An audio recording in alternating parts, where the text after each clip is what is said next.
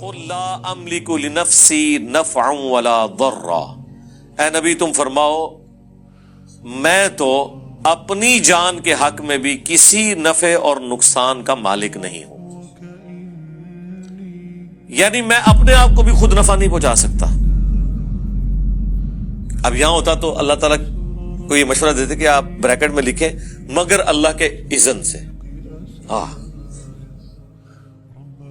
عطائی اور ذاتی کے فرق کے ساتھ، مستقل بذات اور غیر مستقل بذات کے فرق کے ساتھ، محدود اور غیر محدود کے فرق کے ساتھ، یہ ساری کہانیاں۔ قل لا املک لنفسی نفعا ولا ضرا الا ما شاء اللہ، ہاں مگر جو اللہ چاہے۔ میں مالک نہیں ہوں، مالک کون ہے؟ اللہ۔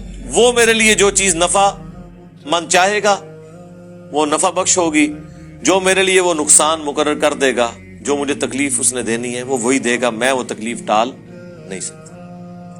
اچھا آپ حیران ہوں گے کہ بعض لوگ اس کے ترجمے میں بھی گڑبڑ کرتے ہیں۔ وہ کہتے ہیں یہ جو آیا نا کہ اے نبی تم فرماؤ میں اپنی جان کے لیے بھی نفع اور نقصان کا مالک نہیں ہوں الا ماشاء اللہ، لیکن جتنا اللہ نے مجھے اختیار دیا ہوا ہے وہ اس پاس ٹر پندے نے، مگر جو اللہ چاہتا ہے نا اتنا میں نفع کا مالک ہوں، نقصان کا مالک ہوں اپنا۔ لیکن قرآن میں تو باطل نہ آگے سے داخل ہو سکتا ہے، نہ پیچھے سے، نہ دائیں سے، نہ بائیں سے۔ یہ آیت مکمل تو نہیں ہوئی، اس آیت میں اللہ تعالیٰ نے اسے دوسرے انداز میں ہی بیان کر دیا ہے تاکہ کوئی یہ والا مطلب لے ہی نہ سکے۔ کیسے؟ وَلَوْ كُنْتُ أَعْلَمُ الْغَيْبِ، اگر میں خود سے غیب جان لیتا، میں فورسی کر لیتا کہ مستقبل میں کیا ہونے والا ہے، لَاسْتَكْثَرْتُ مِنَ الْخَيْرِ، تو میں خیر کثیر جمع کر لیتا۔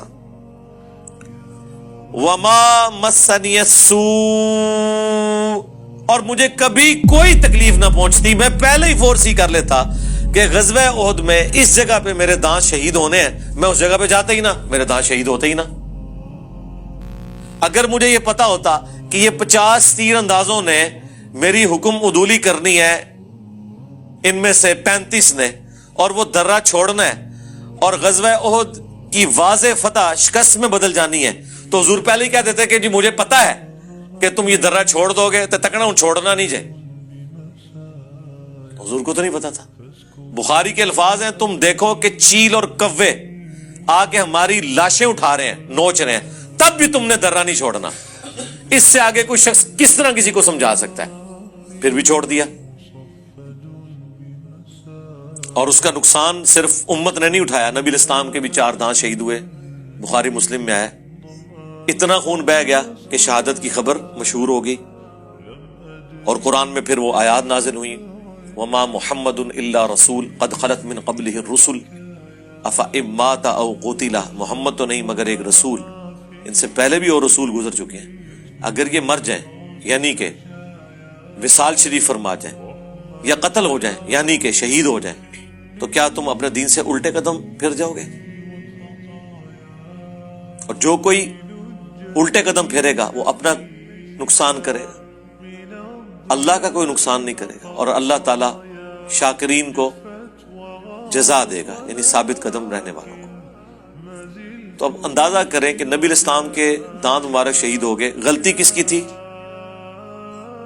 ساتھیوں کی، صحابہ کی، امت کی، اور وہ غلطی بھگتنی کسے پڑی؟ سب کو، انکلوڈنگ نبی الاسلام کو۔ ہونا تو چاہیے تھا نبی الاسلام اس تکلیف سے نہ گزرتے۔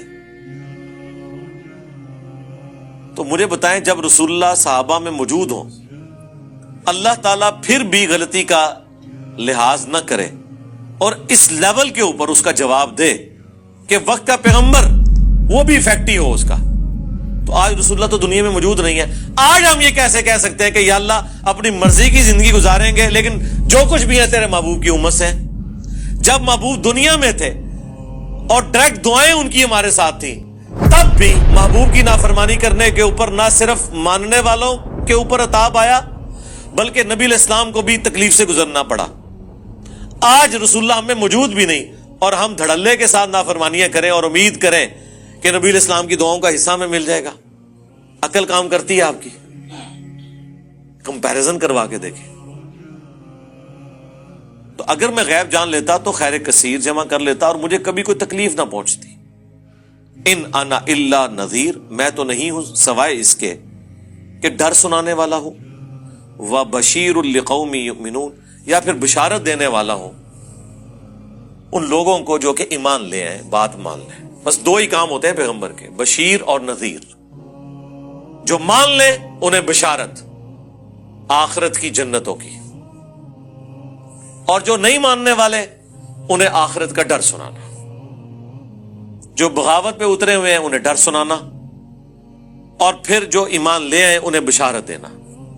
یا ایمان والے جو بغاوت پہ اترے ہوئے ہیں انہیں ڈر سنانا، اور پھر توبہ کرنے کی ترغیب دلانے کے لیے آخرت کی نعمتوں کی خوشخبریاں سنانا کہ یوں کر لو گے تو تمہارے ساتھ یہ ہو جائے گا. پھر وہ جو مسلم کی حدیث ہے، ایک جو صحابی خطبہ دیتے ہوئے کہہ رہے تھے من یطع اللہ ورسولہ فقد رشد، جو اللہ اور رسول کی اطاعت کرے وہ کامیاب ہو گیا. ومن یعصہما، اور جو ان دونوں کی نافرمانی کرے فقد غوا، تو وہ بہک گیا بے شک. جملہ بالکل درست تھا کانٹیکسٹ میں کہ جو اللہ اور اس کے رسول کی اطاعت کرے وہ کامیاب ہوا، اور جو ان دونوں کی نافرمانی کرے وہ بہک گیا. کانٹیکسٹ میں جملہ بالکل درست تھا، لیکن نبی علیہ السلام نے فرمایا بئس الخطیب انت، کتنا برا خطیب ہے تو کہہ ومن یعص اللہ ورسولہ فقد غوا، جو اللہ رسول کی نافرمانی کرے وہ گمراہ ہوا. تو نے یہ کیوں کہا کہ جو ان دونوں کی کرے؟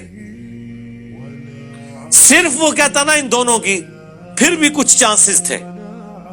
جب وہ یہ کہہ چکا کہ جو اللہ رسول کی اطاعت کرے وہ کامیاب ہوا اور جو ان دونوں کی نافرمانی کرے وہ گمراہ ہوا، تو کانٹیکسٹ میں جملہ بالکل درست تھا.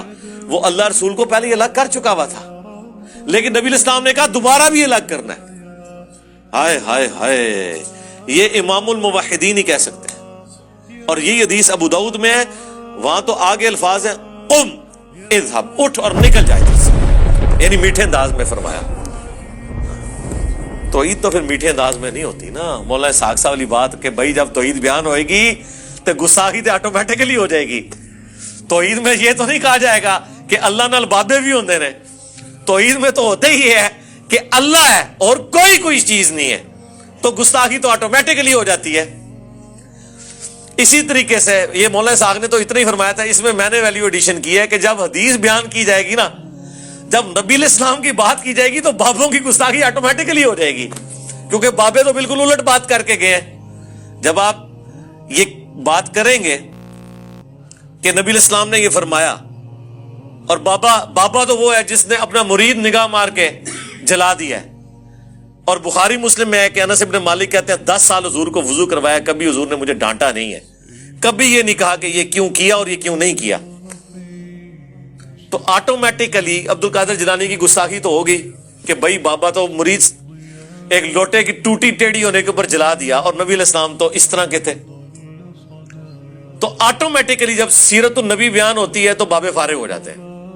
یہ نیچرل چیز ہے. اس لیے ہم نے عرض کیا کہ نبی کے جیسا ہے ہی کوئی نہیں، بابے تھے شاہی کوئی نہیں. یہ نیچرل چیز ہے.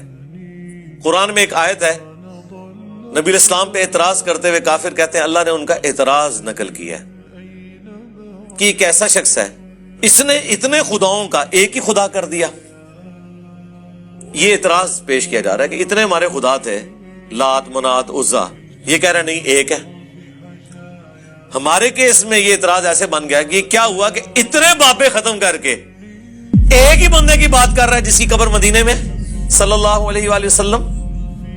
ٹھیک ہے، تو بیماری وہی ہے، مختلف شکل میں نظر آتی ہے آپ کو.